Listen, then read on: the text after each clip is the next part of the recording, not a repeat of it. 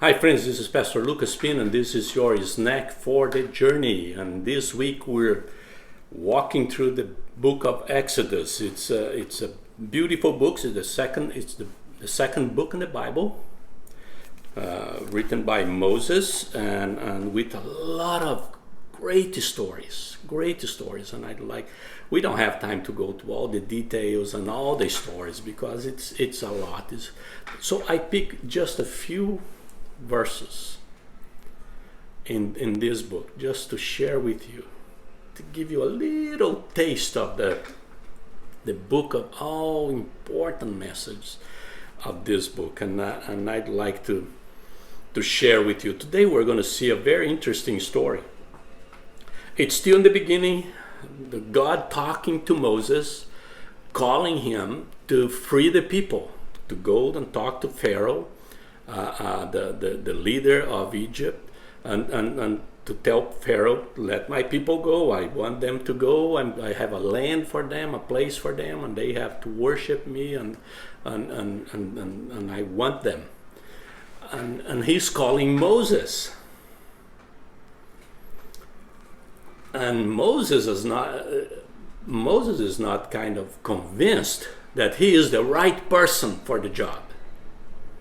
And God shows him a lot of power and miracles and all that kind of thing. And Moses is still not convinced. And he tries to get away of that, to get out of that situation and try to negotiate with God and say, send somebody else. I'm not the right person. And I'm not.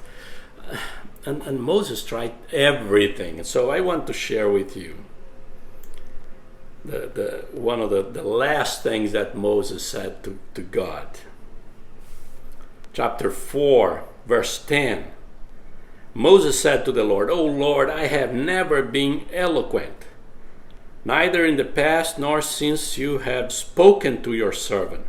I am slow of speech and tongue. And other translations, they have something different here. But it's the big excuse from Moses. I need to talk with the Pharaoh. I need to talk with the people, with the leaders of the people. It's a lot of people, and I'm not going to be able to communicate. I have a heavy tongue.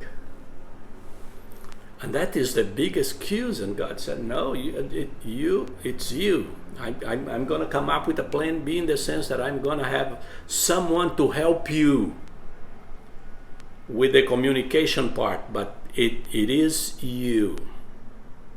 So God called Aaron to do that. But Moses did not escape.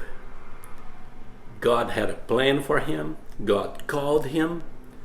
And he had all the excuses. And God said, no, it's you, it's you, it's you. And you're going to do it. And he did.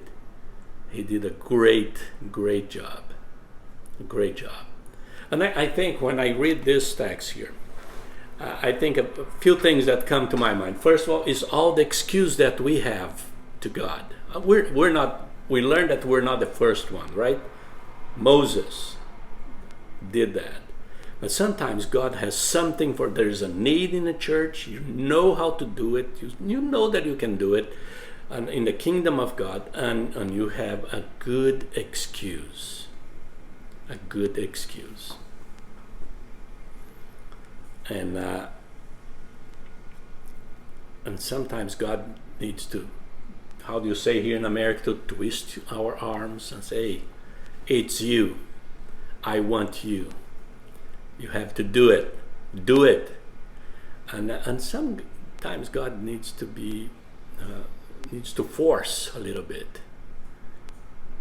He needs to insist. He needs to insist a little bit to say, hey, I want you. You are the person to do this job. Go and do it. I can find someone to help you, but at the end, you are the one that needs to go. And we need to learn those lessons with Moses and anybody else. And some people think that it's the problem with Moses is not that because he he was heavy tongue or whatever they come up with all those ideas. Some people think that it was a language. Moses was a Jewish, but he was raised as an Egyptian and went to the school in Egypt, so he forgot the language of his parents. So the Hebrew was his second language, not the first one. And he had problem with the language, and I understand that, how hard it is. And when God said, hey, you have to talk to them, oh, but that's not my first language. Hey, you have to talk to them. So I appreciate your patience with me, because I believe that even with difficulty with my language, God still can talk to you. And if he can use me, he can use you. And this is your snack for the journey. God bless you.